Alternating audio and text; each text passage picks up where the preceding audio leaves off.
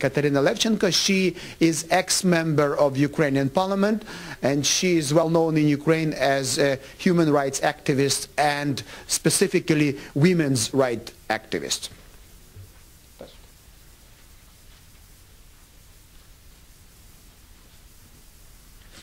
Thank you very much for such brilliant presentation, and good afternoon, dear ladies and gentlemen. And I'd like in my short presentation show some examples of human and women rights violation in Ukraine.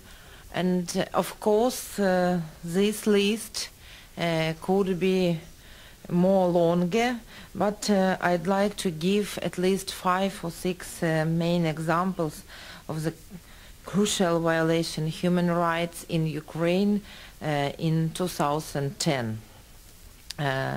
First of all, I have to mention that 2010 became a year of cardinal political changes in Ukraine. These changes are not only in political elites and parties, but as well direction and vectors of social political development of countries, values and guiding lines of the country.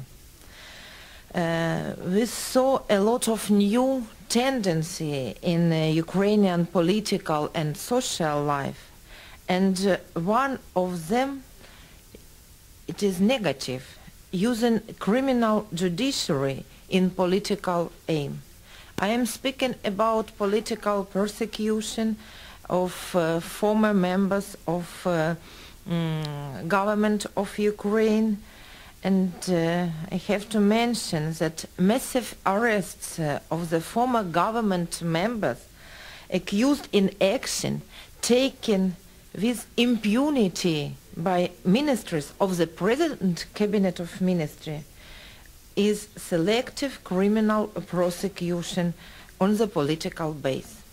In the middle of January, a lot of Ukrainian human rights organizations, led by Kharkiv Human Rights Group, conducted round table, and they tried to analyze all these cases, case of Yuri Lutsenko and Yevgen Kornichuk, case of Yulia Tymoshenko and case of Filipchuk, and I can continue this list. And their verdict was, it is political prosecution. And I can tell not only about the former members of government, but as well about leaders of civil society organizations, about participants of so-called entrepreneur Maidan, entrepreneurs who protest operation of the tax code, and a lot of them, especially their leaders, are under criminal procedure in the moment. Can we speak about independence, justice in Ukraine? Unfortunately, some changes in the leading staff or leading of Supreme Court or other courts in Ukraine show that it's quite difficult to speak about independence of judiciary system. We see that majority in the parliament, which belongs to party of regions, also elected the head, for example, of Supreme Court on criminal and civil cases among the members of this party, which is violation of national and international law. As a result, representatives of a number of legal and human rights organizations stand for discharging the head of the highest specialized court on civil and criminal cases, Mr. Fisenko, from his post of the judge and High Council of Judges member on the ground of oath breaking. But unfortunately we didn't get any reaction from President of Ukraine and General Prosecutor Office who got our statements.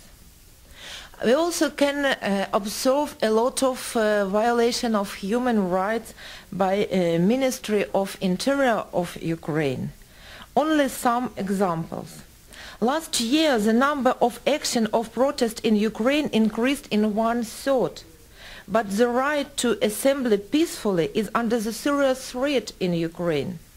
And direction of the Ministry of Interior head staff on hindering from realization of this right was already shaped in order before national celebration of Unity Day. We also can tell about data collection or situation with personal database of participants of methadone programs, collecting their personal database from Health institution by representatives of Ministry of Interior and its department in regions. At the beginning of this year, special department on monitoring human rights within law enforcement system, especially Ministry of Interior, was destroyed according to the according to the decree of new ministry. And unfortunately, this model cooperation between public council, monitoring groups and the special division within Ministry of Interior was destroyed as well.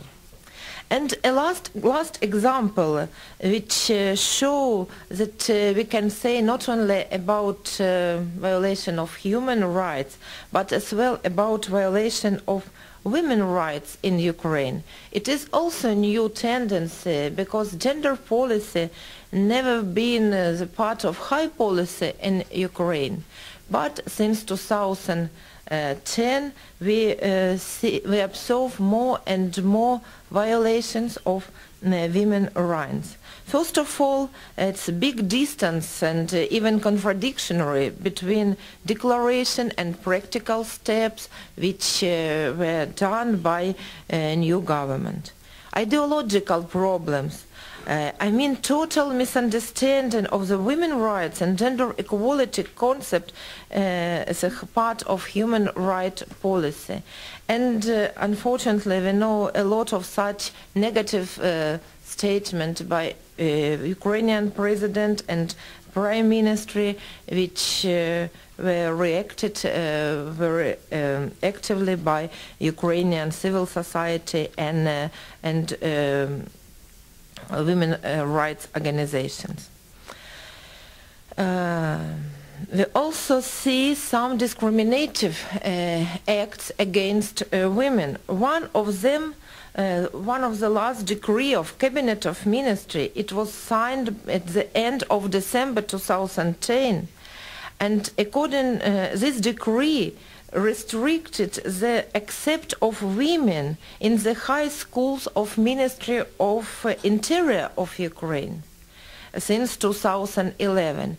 And it is a violation of Ukrainian law about education, Ukrainian law about police, Ukrainian constitutions, and Ukrainian law on equal rights and equal opportunities.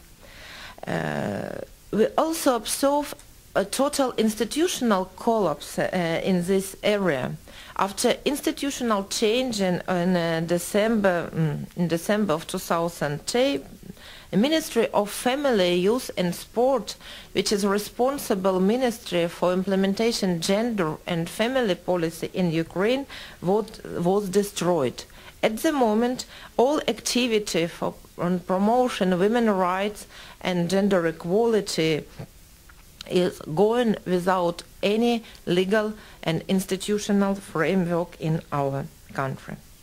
This list, as I told at the beginning, could be continued, and I will be ready to give answer if you have any questions. Thank you very much.